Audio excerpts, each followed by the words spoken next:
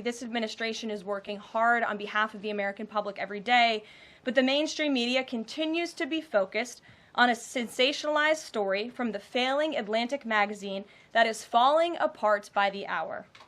Here are the facts.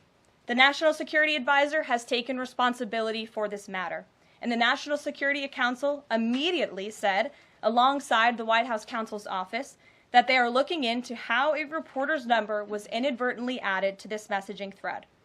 We have said all along that no classified material was sent on this messaging thread. There were no locations, no sources, or methods revealed, and there were certainly no war plans discussed. The Atlantic has even admitted this themselves.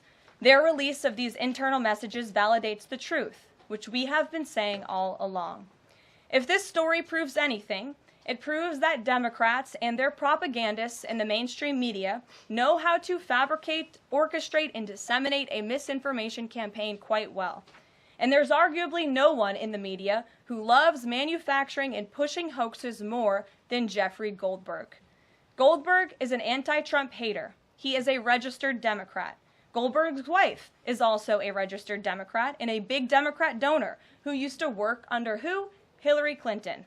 This is the same Jeffrey Goldberg who infamously lied about weapons of mass destruction to get us into the Iraq War, which cost trillions of dollars and thousands of American soldiers.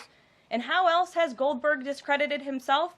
By absurdly claiming that President Trump was Vladimir Putin during the 2016 campaign, by peddling the Russia, Russia, Russia hoax that tried to hijack President Trump's first term, by inventing the suckers and losers hoax to help Joe Biden in the 2020 election, by peddling a hoax about President Trump involving Gold Star families to help Kamala Harris in the 2024 election, which our campaign at the time vigorously denied. Jeffrey Goldberg didn't care. There's more, but we don't have all day, and we can now add this signal hoax to this very long list. The real story here is the overwhelming success of President Trump's decisive military action against Houthi terrorists.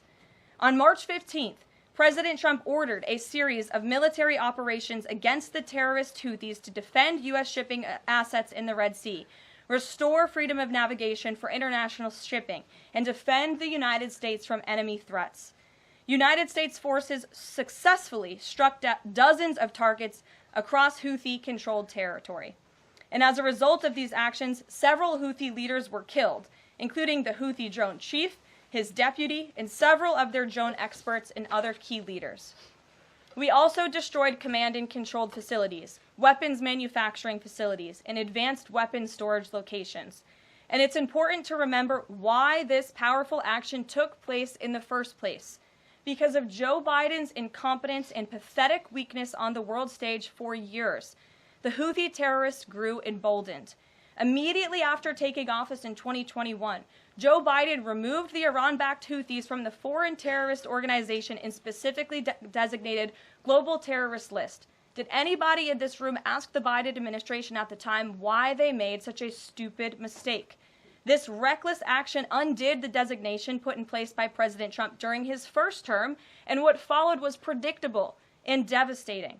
The Houthis targeted U.S. military ships and aircraft, hit commercial ships, including U.S.-flagged vessels, threatened our personnel overseas, and attacked our allies in the region. This resulted in more than a year of U.S.-flagged commercial ships being prevented from safely sailing through the Suez Canal, the Red Sea, and the Gulf of Aden. This had a massive negative impact on global trade of the economic security of the United States. Joe Biden was the commander-in-chief, and he sat on his hands while the United States of America was bullied and embarrassed by terrorists.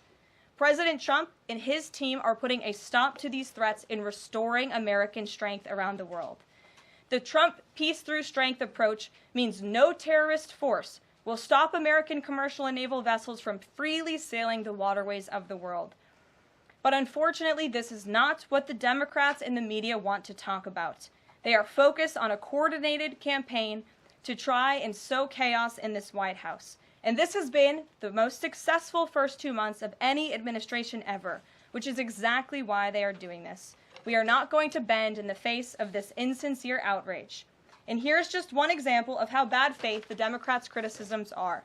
Democrat Senator Mark Warner is hysterical over the use of Signal, which is an approved decrypted app, in the killing of Houthi terrorists.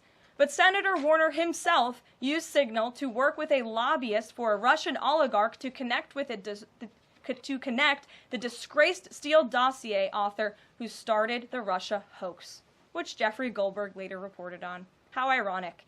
We're not going to lose focus of the bottom line, which is that Joe Biden's weakness enabled and emboldened Houthi terrorists, and President Trump's strength and resolve eliminated those terrorists. As for your original question about who's looking into the messaging thread, the National Security Council, the White House Counsel's office, and also, yes, Elon Musk's team. Elon Musk has offered to put his technical experts on this to figure out how this number was inadvertently added to the chat. Again, to take responsibility and ensure this can never happen again.